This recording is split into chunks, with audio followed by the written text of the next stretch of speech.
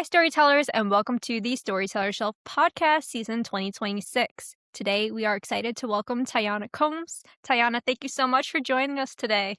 Happy to. Happy to be here. Thank you for having me. Well, we're so excited. The first question is the same in every episode. So, in tradition, could you share a little bit more about who you are and what you do?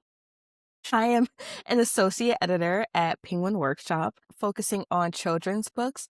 So I edit a range of books from picture books all the way up through YA. Workshop's mission overall is just to have readers find books for every stage of life.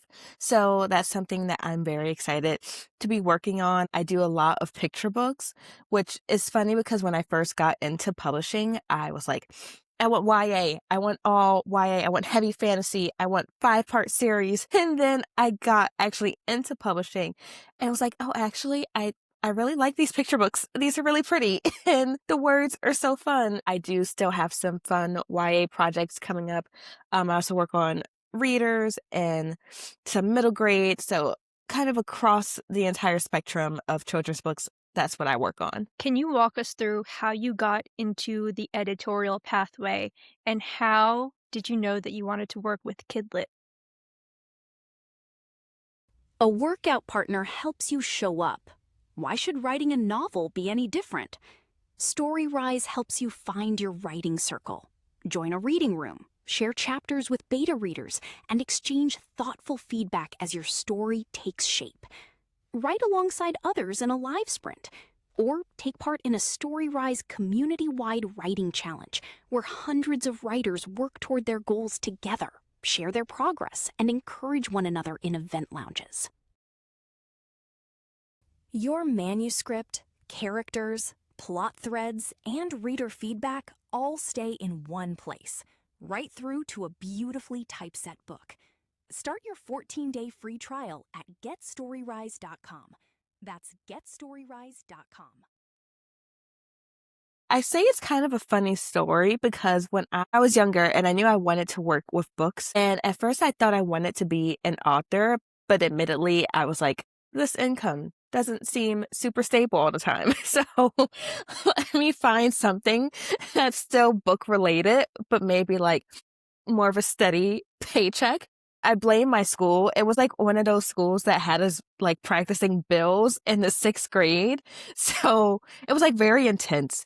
So from that, I was like, I need something that is a little different. So I found editing and I was like, oh, this is perfect. Like I still get to work on books and still have like a heavy hand in the book world, but it's just a bit of a different lane. But then when I got to NYU, I applied and I declared as like an English major when I did early decision. And they were like, oh, she doesn't know what she wants. We're going to actually just send her to NYU Florence. While I was there, I was speaking to an advisor and I was like, I really want to do publishing. And they were like, oh, you have to be a journalism major. And I was like, oh, okay. So I started as a journalism major, still trying to get to publishing, but that's what my advisor said. And I realized journalism is a brilliant craft, but it just was not for me. So I dropped that major and was like, how do I get here now? It's my junior year at this point. How do I get into publishing? And I just happened to apply to a Dow Young Readers editorial internship. And I had no experience in publishing at that point. I wasn't an English major or creative writing, anything. So I was like, oh, they're going to reject me. They're going to be like, why is she here?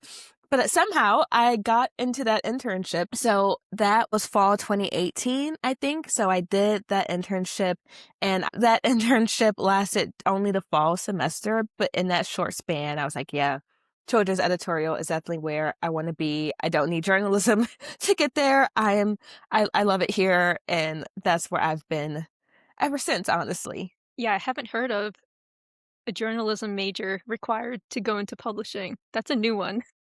I still don't know why I was given that advice. And it did like a chunk of my NYU time, but I made it here. I got here eventually.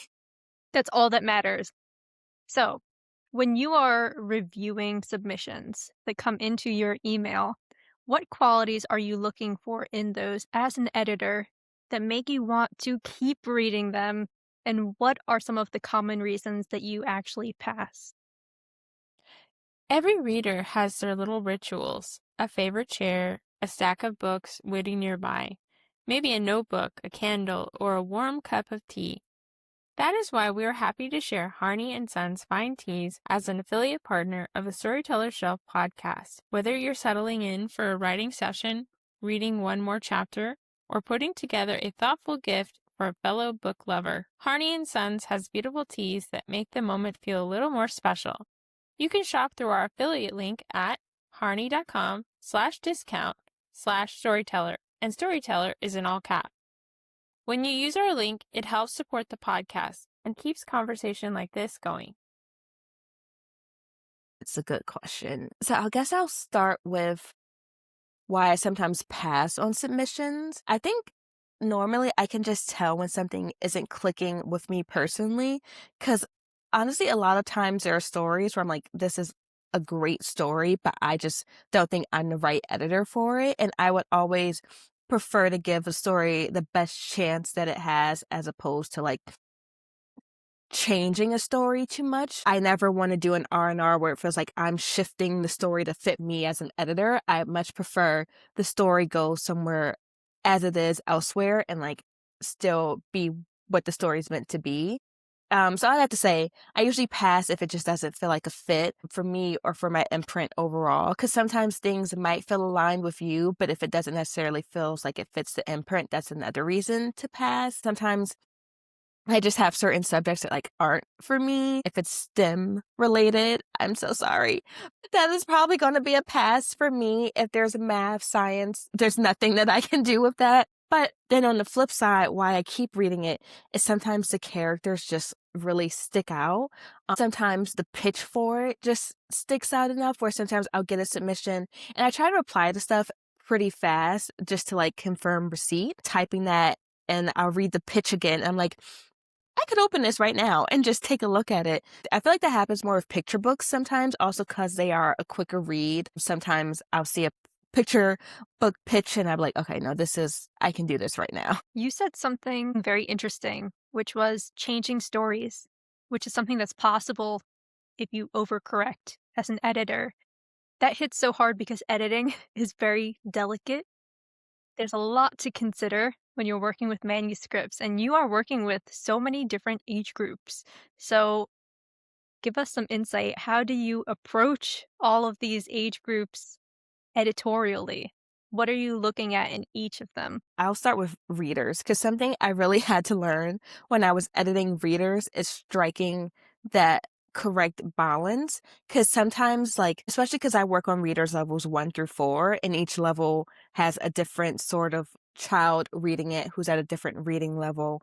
And something my manager showed me and taught me was that even if I'm reading it and I'm like, oh, this is super simple. I have to put myself in the shoes of a child at that level because sometimes I'll edit and I'll put a word in there and she's like, level 1 can't have this particular compound. So it's something that I really had to learn because it's being read to a child. I have noticed that picture books, you can have a bit more of a lyricalness to it. It can be bigger words, especially because they have such gorgeous illustrations guiding you through. And while readers are also illustrated, it's more the child doing the reading. It definitely took me a minute to get that balance because like I would do an edit on a reader and then my manager will like strike out some stuff and I'm like, what's going on? I just had to get adjusted to that. But I feel like YA is easiest for me because that's what I read for the longest. So I'm able to just read that and know like, okay, this is what I would be looking for in this type of story, or this is what I was looking for when I was in that YA age range. So that one, I feel like it's the least of the mental switch when I'm trying to edit and keep the readers in mind.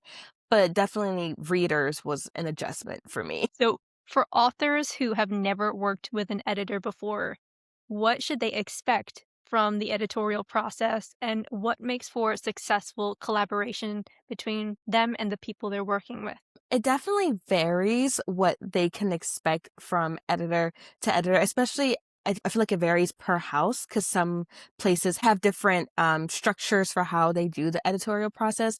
Maybe it's the Gen Z in me, but I just try to make it like hey, like, we're friends. Like, we're just working together. I try to keep it a nice line of both casual and professional because I feel like your book being edited is such a vulnerable time. Something that I already knew, but as I've started to like work on my own writing projects, it's hit me even harder now.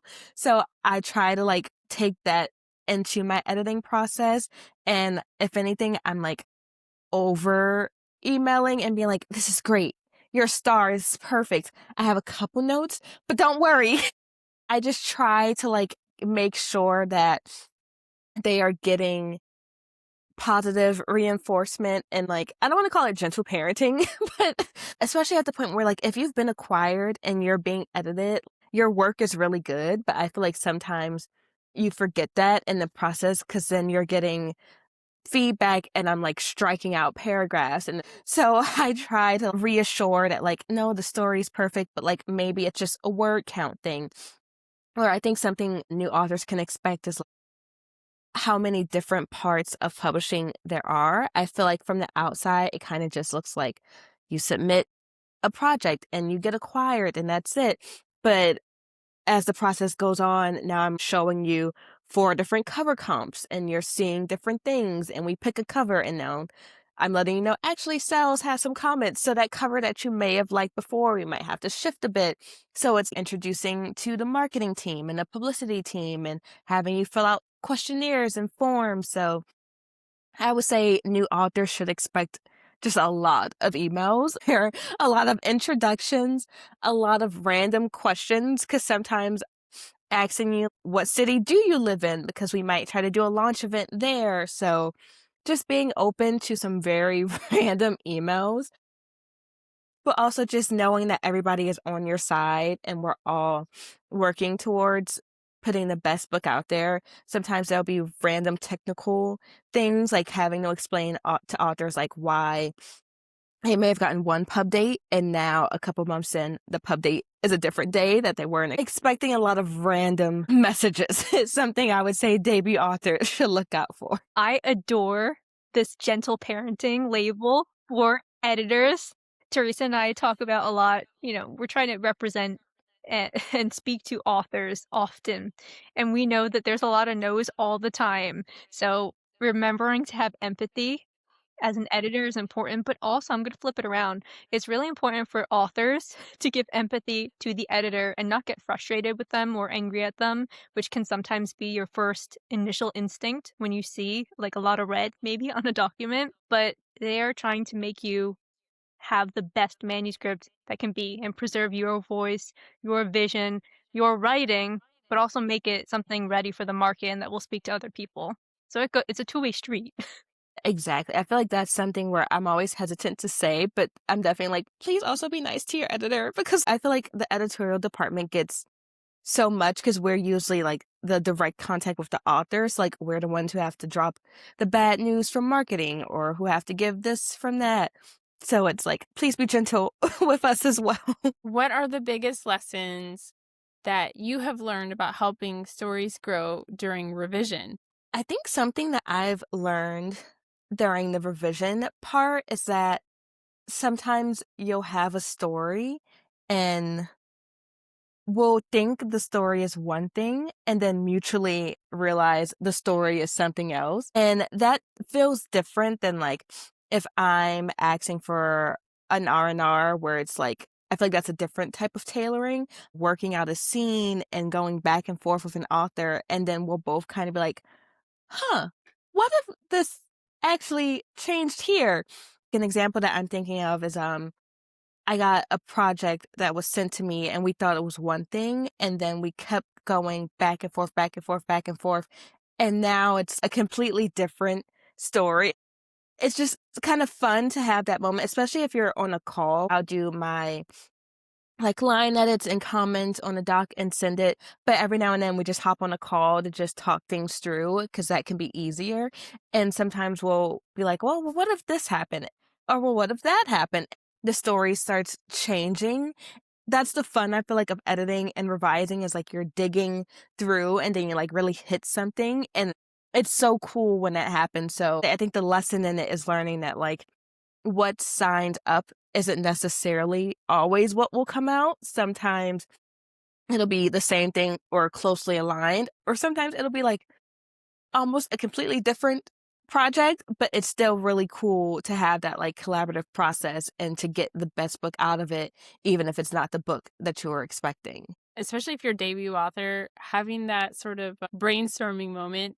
I prefer call because it's kind of like that human human contact humanizes the conversation, and then this aha moment, and then the story gets better. So, from your point of view, how are trends in children's and YA publishing um, shifting right now? Something that I think about a lot is that trends, as we know, they move fast, but book publishing takes about 2 years. And unless you're crashing every title, it's kind of impossible to stay to particular trends, especially with like social media and new stuff coming out. Like I've never seen so many F1 books before, which is like super fun. Or I've been seeing that like pirates are coming back for kids, which honestly is very fun that come back around.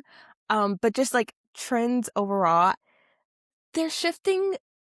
Overall, I think we're still seeing a bit of that literacy decline, which is so interesting to me because I was one of those children who enthusiastically did the like 100 book challenge and was always reading more. So to now be an adult and see that kids don't like to read anymore is a bit jarring. I was a child in like the early 2000s, so like the internet was a thing, but it wasn't like such a thing yet. Like I joke with my friends that like I'm an iPad kid now because like I'm on my iPad all the time. But like as a kid, there wasn't an iPad, like maybe Leapfrog, but nothing beyond that. I get it because like parents are overwhelmed and there's a lot.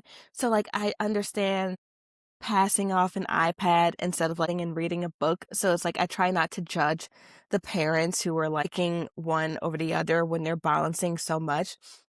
But it is interesting to see that we are in a moment of trying to find ways to get kids back interested in reading. So that part is fun to like actually do school visits and ask kids like what do you want to read and like get that information firsthand. I think publishing is really on the forefront of trying to make sure that kids are getting the books that they want and like getting to the trends that are out there. Do kids still like Fortnite? I don't know if that's a thing, but I feel like publishing was trying to lean into that. So like we're definitely open to getting books out there that the kids actually want to read. But sometimes it just feels like an uphill battle when you're going against the games and the technology. And even me as an adult, I like to read like physical books. I'm not reading in bed because it's awkward to try to like hold up a book when I'm trying to go to bed. So that is when I start scrolling on my phone. But I do think publishing is making those efforts to try to get those reading rates back up and try to make it fun for kids and not feel like a chore for them. Will you tell us what themes you like in books and what you're hoping to get? Because we know STEM makes you wanna run away, but what makes you like, "Ah, yeah, this could be a good one?"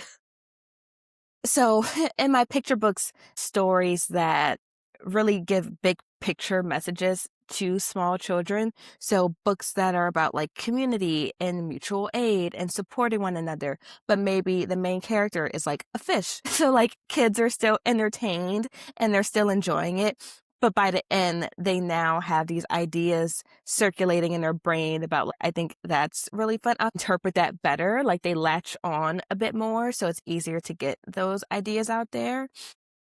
Middle grade, I'm a Percy Jackson kid. So I love adventures. I love mythology retellings going on, stuff like that. And then for YA, stuff that really gets me excited is Hilary Duff, A Cinderella Story.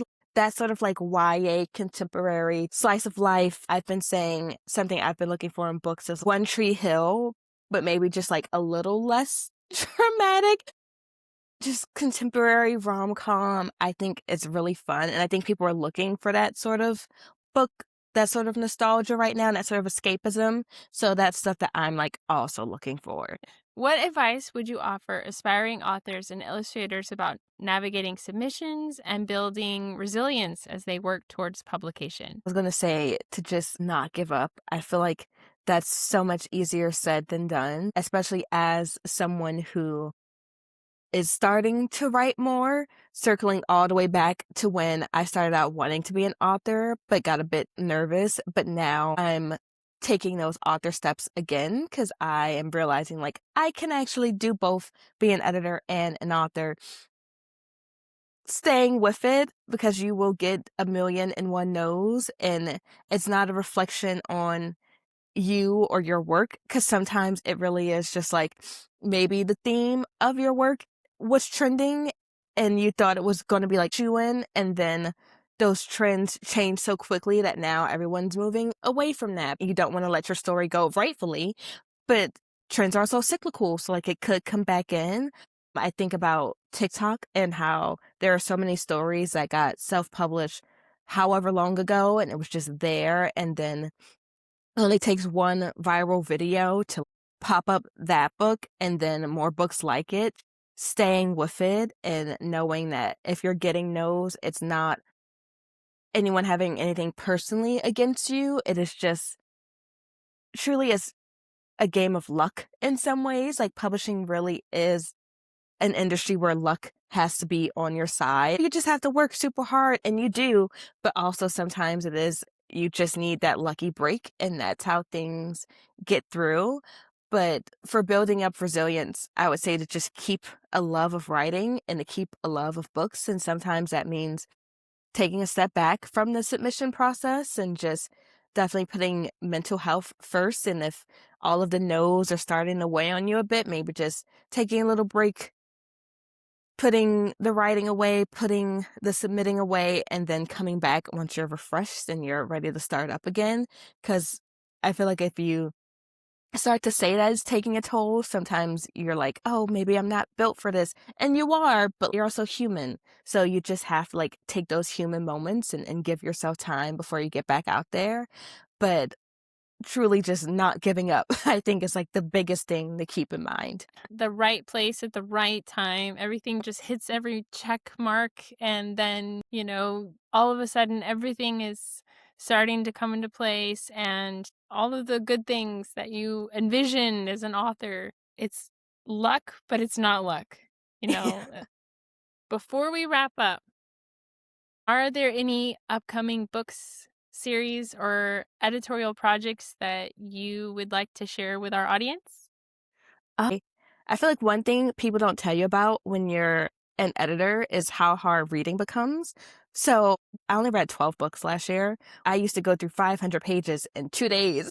But projects that I'm looking forward to as a reader that are out there, Aiden Thomas has Cemetery Boys 2 coming up. I absolutely loved the first Cemetery Boys. I think it was a 2020 read for me. So super excited for the second book, which I'm pre-ordering later this year. There's a book coming up called On Thin Ice, which is apparently like a hockey wide shoes book coming. So I will be pre-ordering that. Danielle Allen has Big Girl Blitz coming out in April. So that's a football one that I'm looking forward to reading. And then in like the manga area, I just read the first Dangerous Convenience Store. So I think like the first 6 are out, but I'm gonna buy the second one soon. I've been reading Wet Sand, and the third one comes out in a couple months.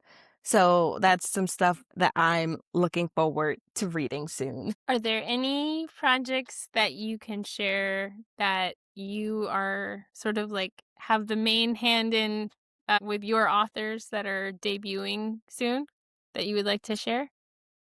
Next year, Melissa Christina Marquez's The Coral Keeper is coming out, and that's a really nice picture book about a young boy named Mateo, and he lives in a village in Puerto Rico, and he just inherited his amulet because, like, his family, they protect the ocean. And then he learns the importance of coral, especially when it comes under threat. And now he and his entire pueblo have to work together to keep everyone safe. So it's a book that's celebrating the ocean and celebrating Puerto Rico and people standing together against uh, entities coming in and trying to change spaces and like pushing back against that. Back to like projects that I'm looking for is teaching children younger how to be resilient and how to stand up for themselves and their community. So very excited about The Coral Keeper. Lessons in Letting Go is a YA that I've been working on, and it's a very sweet strangers to friends to lovers set over the course of a summer in New York City.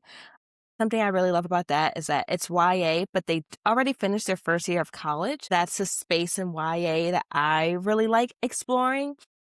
And I feel like most YA rightfully is like in high school, but sometimes it's like what happens after graduation. So I like that this book gives a take on when you're trying to make new friends and how you have to navigate that. So that's a book that I'm really looking forward to coming out that I worked on editing. There's also other exciting stuff coming down the pipeline for me. Well, these are all great, and thank you so much for sharing that. And most importantly, thank you for joining us today and sharing all of your insight. And I know that our audience is going to have a lot to take away and probably have a lot more appreciation for editors and all the work that they do. So you definitely humanize that aspect, and it's very important, I think, that we all work together because at the end of the day, what are we trying to do? We're trying to provide amazing literature for our kids. So Exactly. for that, thank you so much for joining us. And for all of our storytellers, make sure to subscribe to our YouTube channel.